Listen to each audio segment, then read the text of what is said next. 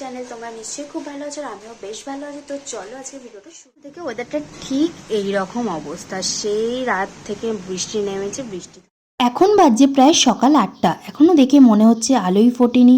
কি আর করা যাবে, আজকে সারাদিন তো বৃষ্টি হবে দেখাচ্ছে। তারপর খেয়ে নিলাম ড্রাই ফ্রুট। আজকে না বৃষ্টি বলে খুব চা খেতে ইচ্ছে করছিলো, তাই খেলাম। তারপর একটু আঁকা নিয়ে বসেছিলাম। আর এই সানডে সাসপেন্স কার কার পছন্দ আমাকে কমেন্ট করে জানিও তো। আমার তো রোববার মানেই সানডে সাসপেন্স শুনতেই হবে।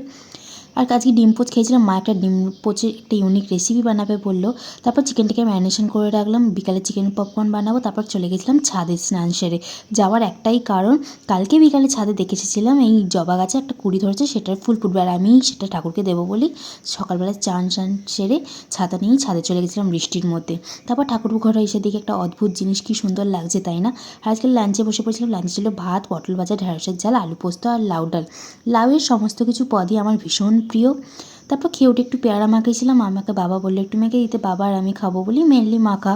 দেন বিকালের দিকে এসেছিলো এই পার্সেলটা। আর কী আছে বলো তো, একটু ওয়েট করো, দাঁড়াও দেখাচ্ছি। এটাতে আছে লিটিল বাড়ি ডেকর ভার্নিশ। আর এটা ভীষণ ভালো, যারা কুলো ঝাঁপি তারপর মাটির থালায় আঁকাঝোঁকা করো তাদের জন্য তো ভীষণ ভালো। এটার দাম পড়েছে ওই 250 টাকা মতন।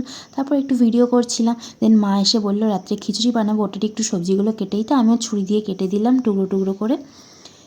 এরপর বিকেল হতেই চিকেন পপকর্নগুলো ভাজতে বসে গেছি, সবাই মিলে একসাথে চা দিয়ে খাবো বলে। আর এগুলো তো ভীষণ ক্রিস্পি হয়েছিল আর ভীষণ টেস্টিও হয়েছিল।